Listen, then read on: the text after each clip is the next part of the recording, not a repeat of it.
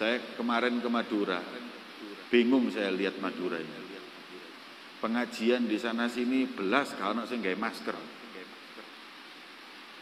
Kalau saya tanya sampean nggak takut corona? Corona tak ada, Beb. Nggak ada corona, itu bohong.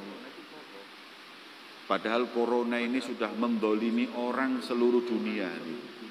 Sekolahan tutup, masjid tutup, Jumatan prei,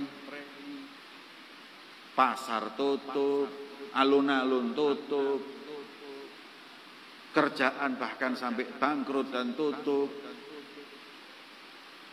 Maka corona berbuat zalim di mana-mana, kecuali di Madura. Corona dizalimi sama orang Madura. Gak direken belas di orang Madura. Bagus. Terus lagi